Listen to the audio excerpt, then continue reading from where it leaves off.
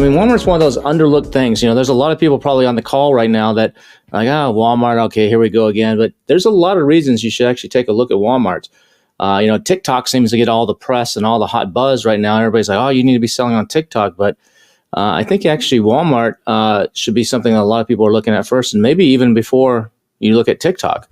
And that's some of what we're going to talk about today is we've got a guest on that's an expert. You're an expert in Walmart, but he's also, he lives and breathes it just like you do. And he's got a lot of experience helping people directly get on and managing. He knows all the ins and outs. And he's got a really cool last name, too. He does. Probably the best last name you could have. His last name's King, and no relation to me, even though he lives in Austin, where I'm at, too. So it's good to be the king, as me and Ryan would say. So today we're going to be talking about expanding to Walmart. Mm-hmm. And who's our guest, Carrie? We have Ryan King, and I'll go ahead and bring him on. Ryan King from Blue Rise. Hey, Ryan. Hey, guys. Good to see you. Good to see you, Ryan. How you doing, man? Doing great. Kevin, I have to say I've enjoyed the halo effect of the shared last name, so appreciate the lended credibility over the years. But well, as I say, it's always good to be the king, right? Right. Yeah. Well, glad to be here and excited to talk with y'all. So what is Blue Rise exactly? What is, so people that never, and spelled Rise is spelled like RYSE, right? Or spelled differently, right? Yeah, that's right. So Blue Rise, BLUERYSE. We, domains are easier when you spell those common words with a Y.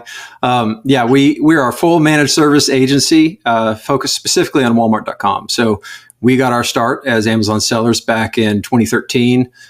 Building brands there between my business partner and I. And then in 2019, began the managed service agency specifically for Walmart, both for native e-commerce brands, but also for retail side brands. So what in the Walmart space, the 1P brands that are also competing in this omni-channel environment. So we do everything from listing management, optimization, catalog management, ad management, and strategy consulting. So what is the buzz right now is all around TikTok Shop. That's what, in my newsletter and the $1 Billion Sellers and a lot of the people on the social medias and everywhere, they're all talking about TikTok Shop. And Walmart seems to be like this little unwanted stepchild that a lot of people don't even pay attention to, but they should be paying attention to it. And a lot of people, are like, okay, I want to diversify. I don't want to just have all my eggs in this Amazon basket. And they look at maybe doing a Shopify site. They look at maybe they're going to go down the TikTok route. Or they're going to expand.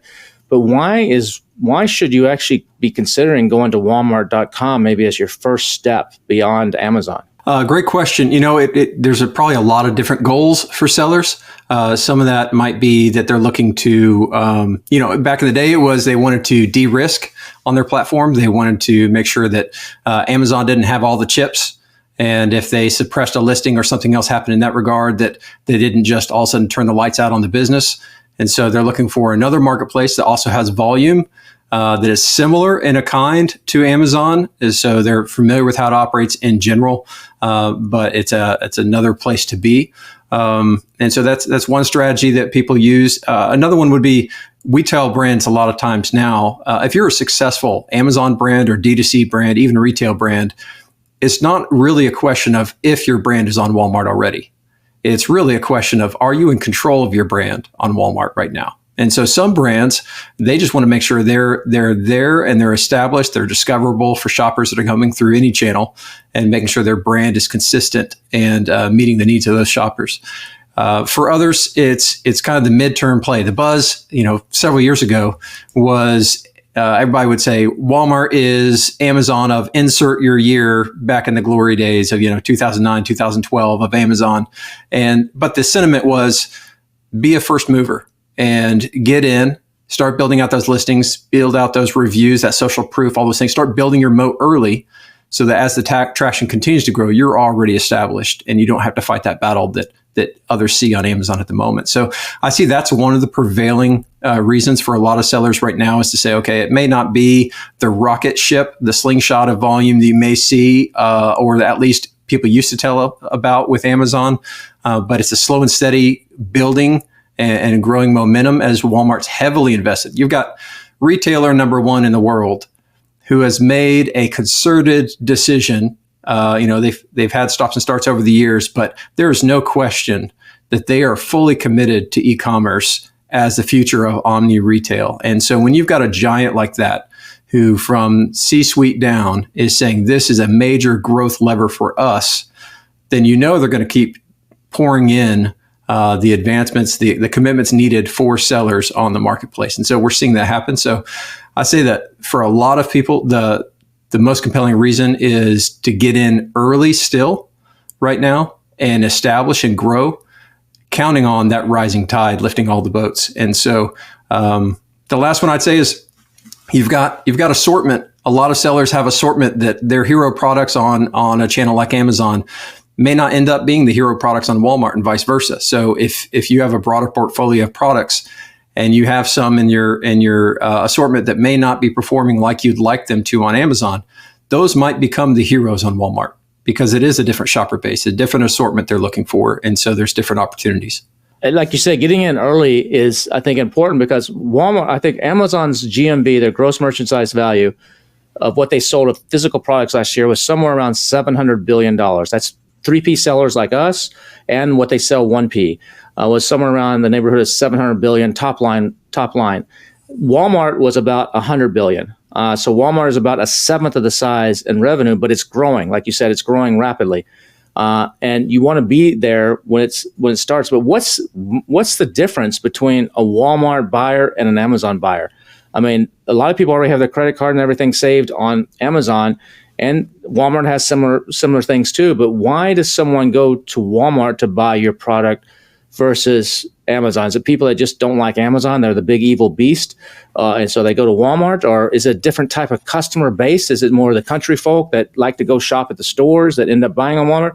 What's the difference in the avatar of the customer, or is there any difference? Yeah, great question. And I think it's changing. So that the target's moving right now on who that shopper is. And so we can talk about it in terms of behavior or even in avatar, but at a simple level in search behavior, what we see is Walmart shoppers are typically going to Walmart knowing more of what they're looking for, where you might get a little bit more browsing activity on Amazon, as Amazon's kind of a competition with Google for search in a way. And that's the way a lot of shoppers use it. On Walmart, it's still more of a destination for purchase. So shoppers are going there to build out their cart, make their order. And so that's a lot higher conversion intent on searches more often. And traditionally, as far as the type of shopper, Walmart's always been the mantra of everyday low price. So that's been the traditional shopper as well on .com, which is, those that are looking for quality products, but really price driven for a long time. Now, I'll say one of the big changes occurred during COVID. So 2020 definitely accelerated this across the board in e-commerce. But for Walmart, the impact with COVID combined with the period of kind of inflation we've gone through subsequently, there's been a lot of shoppers with higher net worths moving to Walmart because they've been trying to trade down maybe an expensive, the largest growth sector has been order for pickup and delivery through the store, because everything's coming through Walmart.com, regardless if you're an e-commerce shopper, purely just e-commerce shipped to my door, or if you're planning to go pick it up in store. Both of those assortments are online on the same product search results. And so shoppers are going there. Maybe they're looking to trade down and say, I want organic, but I might not be shopping at Whole Foods now for my organic. I may go to Walmart for organic. And then while I'm here, through Walmart Plus and all these programs they've rolled out, they've made it sticky. So price elasticity has gone up. Shoppers are spending more on Walmart.com than they are in store. And so those elements are becoming more like the Amazon shopper. I would say still there's lower volume currently right now for .com on Walmart than there is on Amazon, but that's continuing to grow month over month, year over year. So I would say that you're likely to find similar shoppers more and more, but you're going to see more competition as a seller around your short tail general keywords or where the concentration of that volume is. It drops off fairly significantly the longer tail you go. That's the same with Amazon. It's going to drop off on longer tail keywords, but there's just not as much volume at those longer tail keywords on Walmart as there is on Amazon specifically. I would think like what you said, of people that pick it up in store is a major thing, because people that I need to go to Walmart and get my milk and my cheese and whatever, and while I'm there, I can pick up something that's not in the store, and that's maybe that I can order off of Walmart.com that the stores don't carry, and I don't have to worry about it sitting on my porch and someone swiping it or something if I ordered it off of Amazon. But the other thing is, Walmart is kind of known in the U.S. as a discount, like you said, a discount retailer. It's like everyday low prices. So a lot of people go there probably thinking that they're going to get the best price or the lowest price. But if you are a seller on Amazon and you expand to Walmart, you're kind of handcuffed, because you can't actually sell for a lower price on Walmart. Because if you do, then Amazon's going to penalize you with their bots that are going there scraping and take the buy box away. So how do you combat that? Or you just have to match it and just hope that the consumer just says, well, I'm not going to compare it to Amazon. I'm just going to assume this is the lowest price. Fantastic points. And price parity is probably one of the biggest challenges for those brands who, whether they're retail brands competing across marketplaces, or if it is a native e-commerce brand. And in that case, most brands that are selling on Walmart have come from first Amazon or D2C. And so specifically for those high-performing brands on Amazon, this question of buy box suppression usually comes up with regard to, I don't want Amazon to suppress my buy box. That's a huge opportunity cost. So how do I compete on Walmart and not compromise that buy box? Walmart will do the same thing and suppress your listing, or you will lose eligibility on the buy box if your price point is price matched elsewhere and is not competitive. However, for the majority of sellers, the question is, how do I compete and not lose something on Amazon specifically? So to your point, a couple strategies. So a lot of brands aren't going to go through the supply chain development process it takes in the early stages to create a different package and count and G10 those elements uniquely for Walmart. Although that is an excellent strategy, and it's a sophisticated strategy to deal with it, and it's going to. You're looking for that apples to oranges comparison so you can contest the price matching there. Others will maybe just bundle a product together and sell it as a unique item in that way. So adding one other thing or some other elements like that, if you're going down that road, that'd be one way to do it. The most consistent way we're seeing the ability to run on Walmart a promotion, maybe for discounting, while not compromising the buy box on Amazon, there's actually a specific type of promotion called map cart pricing.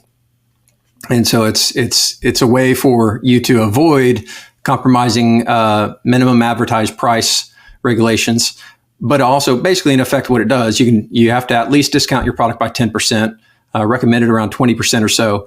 But when you do so, you can run that, and it just shows up as add to cart, and that's when the price shows up. So when we've run that with sellers we're working with, that doesn't price match back to Amazon, hasn't compromised the buy boxes.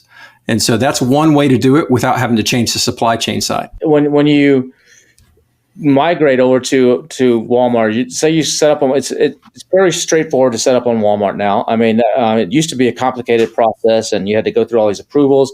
And I remember when I first signed up, like in 2017, 2016, whenever they first started, you had to have like at least 1,000 seller feedbacks on Amazon.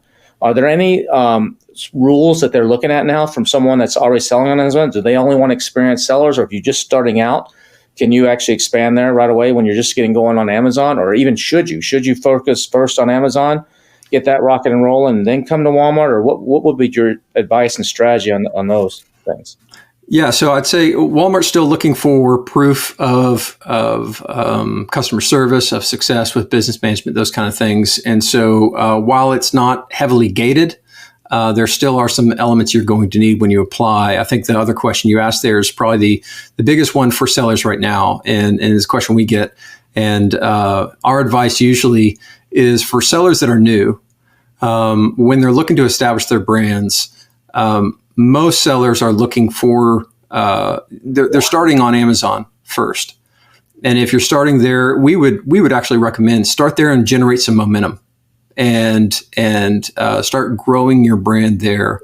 because it's probably going to be the fastest route to growing revenue at the moment, based on volumes, based on opportunities there, based on sheer volume of tools available, other ways to gain insights. Helium 10 has such a robust suite of tools around Amazon, and has probably still the most robust set of tools for Walmart as well, although the market dropped significantly around Walmart-based tools. So there's a lot of advantages maybe to starting on Amazon and getting things going there and focused. And then once you've established that, I'd say 6 months, a year in, that's maybe the time to come over to Walmart, but it's probably not the place to start from scratch. So do you need to be US based? Like TikTok Shop, you have to be US based, and a lot of times you got to figure out how to get a US citizen on board. For Walmart, can you be living in Nigeria and sell on Walmart, or living in Europe and sell on Walmart? And I know Walmart, I think the answer is no, because they're actively going after Chinese sellers right now. But what are some of the stipulations for those that are international that are listening to this? Can they get on Walmart.com in the US? Yeah, so there's a list, and it's been a continually growing list, but there's a list of countries that you can be a seller in without having a US-based entity. That list is always changing, but you can go to the application link to apply to sell at Walmart.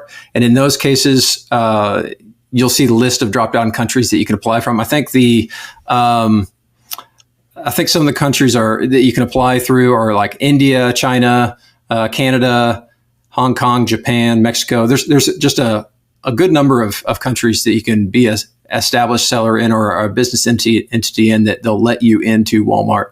So my advice would be go to the application page, look at the drop down of countries, and see if you're eligible. So when I sign up for an account on Amazon, brand registry is one of the most important things to try to get going right away, to just get that extra protection. One, it opens up a bunch of extra features on Amazon, the A+ content, and some of the advertising, and a little bit of protection.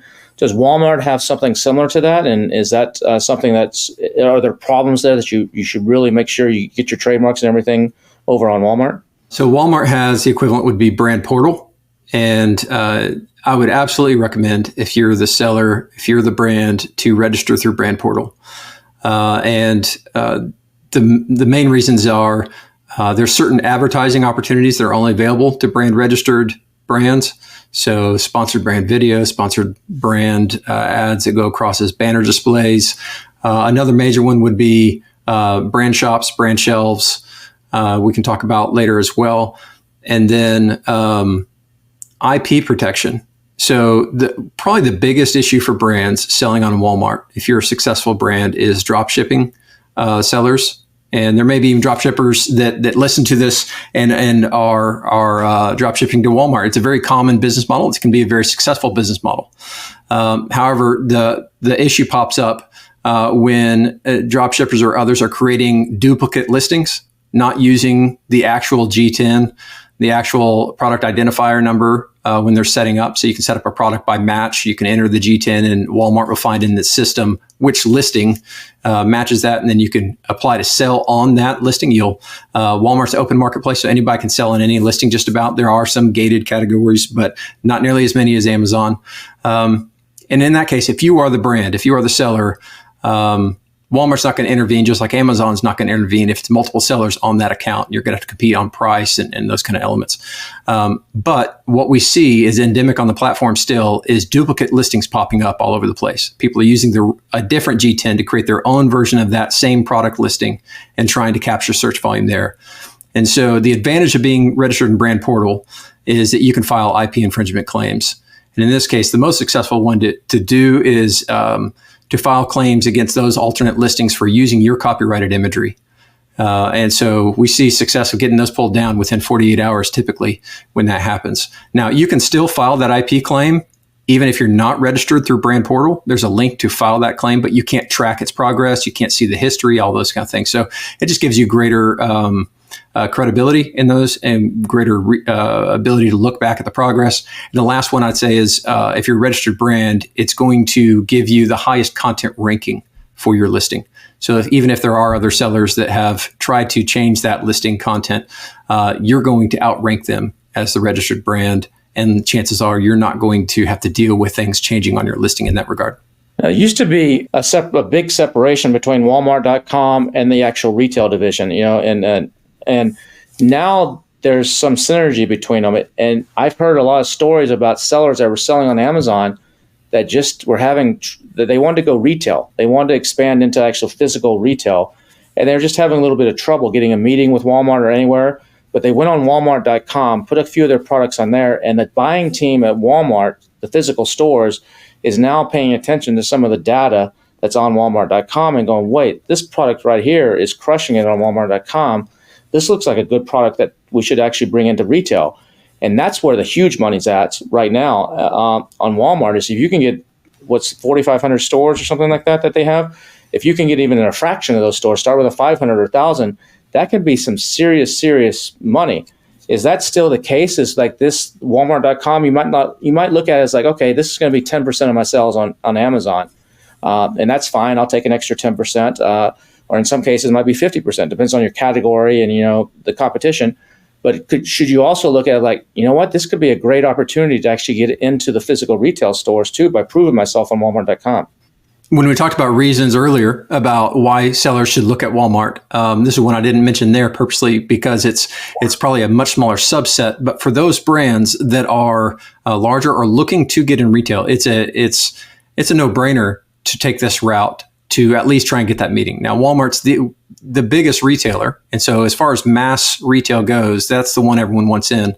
And so yes, Walmart. The short answer to your question, we can unpack a little bit more, is certainly it makes sense to get onto Walmart.com, and because from the merchant's time side of things, Walmart about 2-3 years ago went to what they called one Walmart, and this omni-channel approach of saying in-store and online are merged. So the merchant, when they're looking at their P&L and they're looking at catalog management, they're looking at .com as well as in-store. And so they're looking at those performance metrics. So it makes sense for you to get onto .com and to demonstrate performance, because that merchant is seeing firsthand data of what is their shopper looking for, what regions are they purchasing in, what is it going up against, because that in-store merchant, really when they're making a decision to bring something in-store, they're thinking how can they contribute to overall category growth. So they're looking for brands that are able to drive new to brand shoppers, new to Walmart shoppers in-store. They're looking for, do you have an ability? Every decision they're making, they're pulling someone off the shelf to put you on the shelf. So going to Walmart.com is a great way to show that their shoppers are likely going to purchase your product, and you know how to engage their shoppers that are currently on Marketplace, but also how to bring net new shoppers in. So certainly, we've seen that strategy quite often. And Walmart has, their open call events they run every year.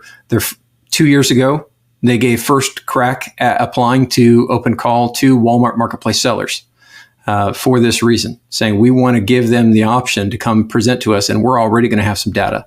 And so it is a very viable process. Now, the good news is if you show that story, build that story on Walmart.com, and if you have data from Amazon and elsewhere, that's a good 1-2 punch to show this is what we're doing, this is how we can do it, and it definitely is additive to that conversation. Now, you said earlier that the general thinking still out there for some people is like, Walmart is behind in technology. That's like Amazon 2013, 2015 or something. How is the algorithm on Walmart different than Amazon, or is it different? Or what are some of the key things that you need to pay attention to when it comes to ranking and launching and ranking on Walmart? Yeah. Walmart's definitely, when it comes to tech and online, man, they've got a lot of dedicated resource to it. So it's grown significantly on the online side. Taking into account the history of Walmart.com, knowing that some of the artifacts are the history of it was an online in-store experience built in the online. They acquired Jet.com mostly for personnel, but also some technology, those kind of things. There's layers of algorithms in there kind of combined together over the years in some way. So it does definitely operate differently. Some of the questions around, in-store versus online, and how does the algorithm consider those elements? In some cases, to some categories, it's going to be more competitive and more difficult to gain market share over in-store brands. And some of that may be algorithmic, driven by the algorithm. But some of that also is just driven by conversion, because order for pickup and delivery is going to be a much higher conversion rate than a lot of purely online items at this point. Some things basically come down to, and this is played out mostly in listing optimization when we think about the algorithm right now. And so things like Amazon sellers, the differences are Amazon, you used to have back-end keywords and those kind of things. There used to be a field on Walmart as well that had the back-end search terms field. That got deprecated basically across the board years ago now. So even if you see those attributes for any reason, it's not really useful. Product titles, you have limited real estate on Walmart. And so the temptation for a lot of Amazon-based brands is to stuff that title as full as you can. Walmart doesn't like that. The algorithm does not like that. There are certain criteria you need to hold to and character limits there. And so the biggest difference from a user experience, from a seller experience, is you need to really just understand style guides and optimization behavior for Walmart, and not just assume, I know what worked on Amazon and I'm just going to reproduce that strategy because surely it's going to work on this platform. So the more you adhere to Walmart's criteria on the title, the key features, which are bullet points, and the short description, which is the short paragraph element, and then the more you fill out the attributes on the back end, those are going to be the key elements. I'd say the biggest, the last part I'd say that's the biggest difference we've seen over the years is Walmart's hyper focus on relevancy of your product type to keywords. And so this shows up with PPC performance, as well as just being able to rank on any search results. The good news is Walmart gives you a quality score. You get a listing quality score. They grade you from 0 to 100%. The easy benchmark is Walmart has some incentives for getting up over 65, 70%, pro seller badge, those kind of elements. We know internal personnel, and you get better relevancy for PPC performance when you're up over 80% in listing quality score. But we also know that in a lot of categories, when we going back to this omni team, merchants and category managers and category directors on the marketplace really want to see 95% or higher. So there are advantages to get best in class in content quality score, which includes the title, bullet points, short description, back-end attributes, all those elements. I want to jump in here to ask something really quick along with that, which is the item spec, because I know that we have the new, not everybody has access to, I think most people do, the item spec 5.0. How has that helped with visibility, and is it different with can you have a better access to certain product types, or what have you found that has been helpful with the new item spec 5.0? Yeah, so what we've seen is, Walmart's rolling out the 5.0. It's basically the new bulk attributes template for updating listings. API partners have been moving over to the 5.0 spec. Depends on the account you're in. A lot of accounts, if you're trying to upload by bulk, you may still be getting 4.0 or somewhere between 4.0 and 5.0. The biggest advantage is seeing those product types and identifying what product type you should go for. Because what's happening basically is that those listing quality scores are being determined by the attributes on the back end. How complete are they? And therefore, how relevant in your product type are you for the keywords they're going to index you for and that you want to rank for? The quality scores used to be evaluated at a category level. And that's how the algorithm was evaluating. They've moved now and have been moving for a while now to at a product type level. There's actually different style guide requirements based on different attributes for those spec sheets. So it's really getting more granular. One advantage you'll see is you don't have to, if you're in home goods, you don't have to fill out an attribute field for sports team, because in your category, there may be a licensed sports brand for your blanket you're selling. And so in the past, it used to be as exhaustive as possible and just even enter non-applicable if that's the question you're being asked. Now the advising is, because you're getting to that granular product type, if it doesn't apply to you, you don't need to fill it out necessarily, but you're getting much more focused attributes. Therefore, a lot of shoppers are general search term, and then they're using filters through what Walmart calls the facets, all those drop-down options to the side to narrow down their selection. And so it just makes sense. The the more accurate your attributes are that build out those facets, the more likely you are to appear in search. Do you think that everyone should re-upload their listings with the new item spec? Because I know when I download it, it'll say 4.0. I have a few accounts. One will say 4, and I have some accounts that are already on the 5. So should people, when they get access, should they just download the 5.0 and then re-upload everything?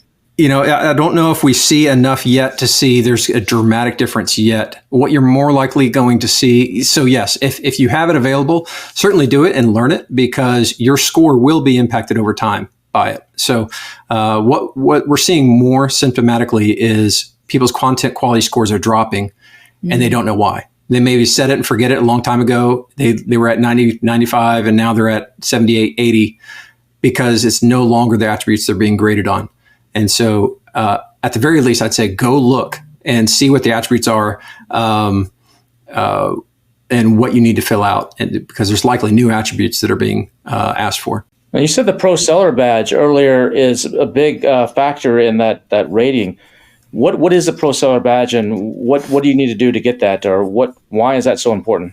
It's based on sales history. Have you been selling? I think for the past, I'd have to look up the exact stats. I had them pulled up a minute ago, but it closed it so my stream wouldn't lag here. But they're actually updating the program right now. Pro Seller badge is basically rewarding those sellers who have, I think it's in the past 90 days of history, you have over 100 units, I believe, sold, and that you are meeting certain criteria. So the main criteria are that you have a competitive offer, so pricing, and competitive shipping. So at minimum 3 days free shipping is what they're looking for as a standard. And that means if you're seller fulfilled, that you at least have that turned on. So there's 2 levels they're kind of moving into. As a pro seller, you'll get the Pro Seller badge, which can provide some conversion lift if someone's looking at that buy box and seeing the badge there. Pro Seller badge also qualifies you now if you are a pro seller doing seller fulfilled orders and you have Pro Seller badge. They will give you a 5% discount on commission rate for selling as a pro seller for those listings that are seller fulfilled. And then it also qualifies you to be to have your listings eligible to be what they're calling Pro Seller listings. And so those listings qualify, and you may be eligible is the language they're giving. So it's not a guarantee that every one of your listings is going to be Pro Seller, but this also qualifies, I believe, it does qualify if you're fulfilled for WFS on those listings if they're eligible and they meet certain criteria during that period, gives you a 10% discount on Walmart commission as well. So there are definitely incentives in that regard, and there's incentives for conversion rate. So it's on the SKU level, not on the account level. The Pro Seller badge is account level, okay, and results in, for seller fulfilled orders, a 5% discount at SKU levels when ordered. And then below that Pro Seller badge at the seller account level, you're eligible for Pro Seller listings at the SKU level. Besides helping on a conversion, does it help on your ranking? We see the algorithm on the ranking, if you have that. There's no way to verify like 100% by looking at the algorithm, but what we see suggests that we don't know if it's a leading or lagging effect. Is it causation or correlation that as a pro seller you increase conversion, therefore you have higher ranking, or if it's hard baked into the algorithm that Pro Seller badge is going to have higher conversion. We can't say with 100% confidence. You talked earlier about you can't just import your listing from Amazon over. You got to pay attention to the title's got to be shorter. There's no back end description, so some of the back end fields, the search term fields and stuff are different. How do you actually optimize? What's the strategy? Like using Helium 10 to find out keywords to help build the listing? What's the strategy to actually optimize a listing on Walmart, so that it actually will have a chance to rank? And you said earlier, like sometimes, even the product type that you're looking at, if there's big brands in there, they're going to give priority to those big brands. So what can you do when you're building your listing to overcome some of those things and to make sure you've totally optimized it? What you can do as a seller, you can actually input your ASIN to create your listing, and Walmart will ingest basic data, all that kind of data, and that helps get you started. Where we would go from there is, I would say you can either start the journey through Helium 10, or you can start the journey directly on Walmart.com. What our team will often do, and what we recommend to sellers often, is start on Walmart.com and just take, and if you have Helium 10, we recommend the tool strongly. Go and plug in what a good generic search term is going to be. take that search term. Let's go with, we're saying coffee filters.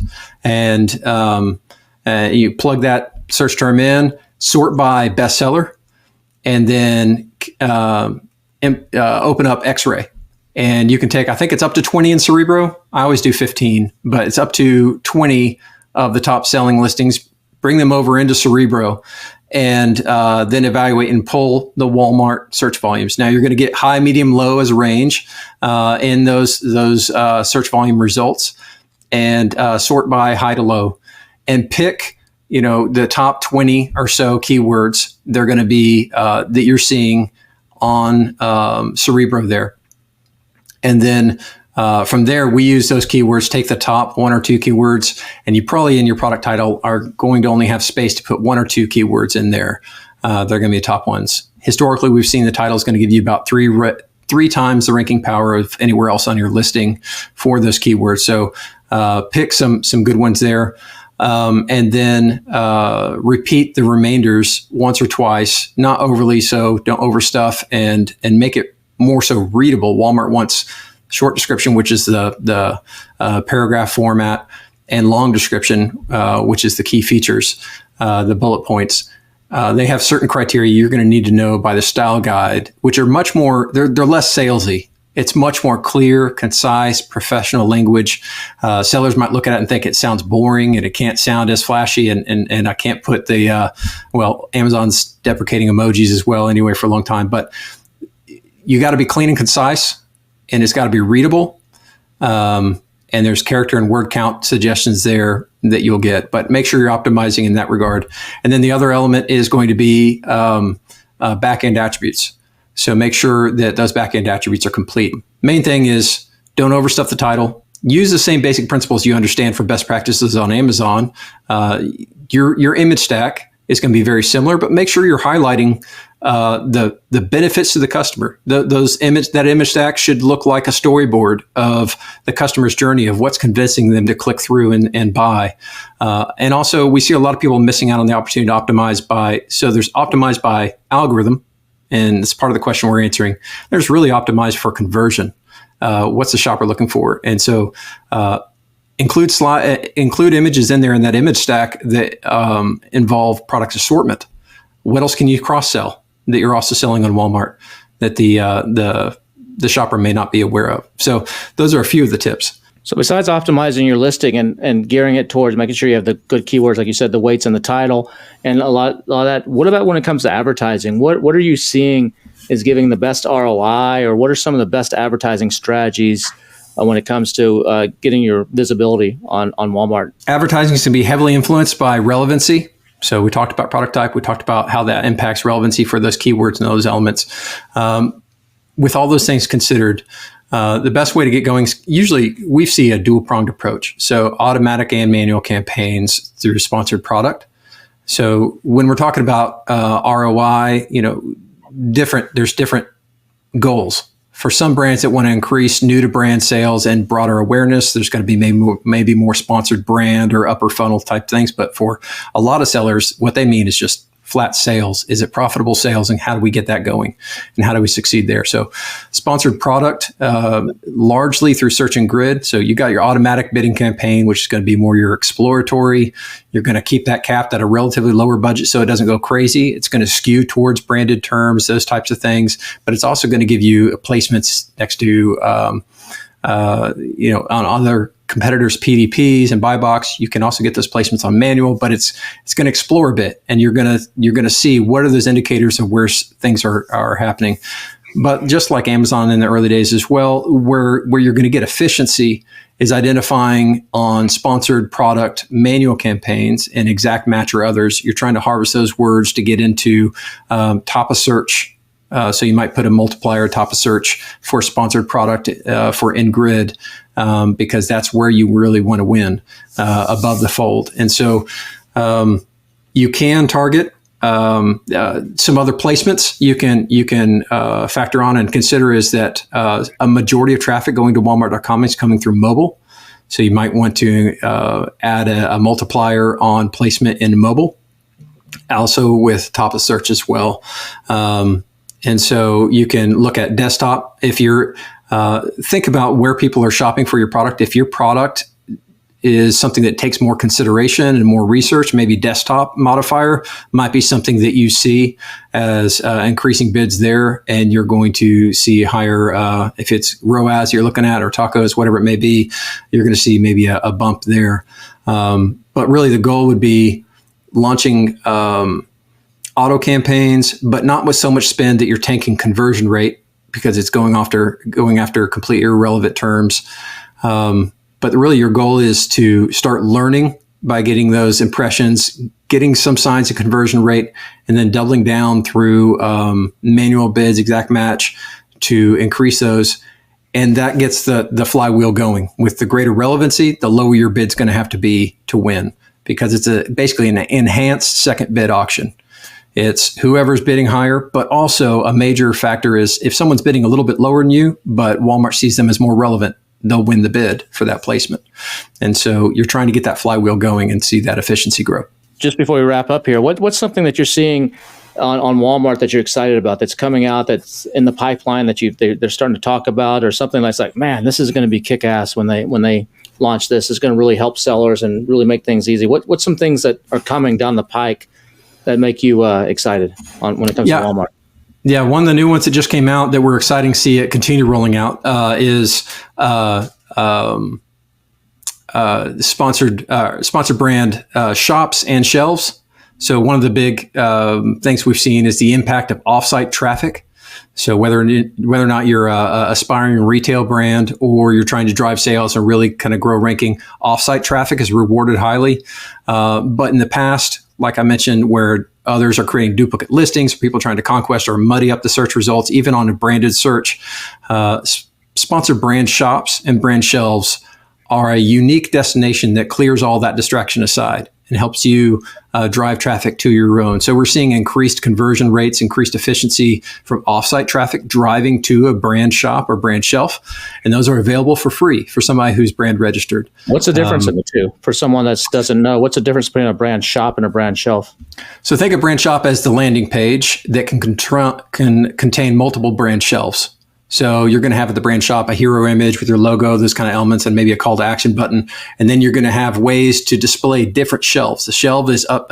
You have to have a minimum of 6 non-variant items, but you can create them in different kind of categories. Categorize them however you want to designate that kind of assortment.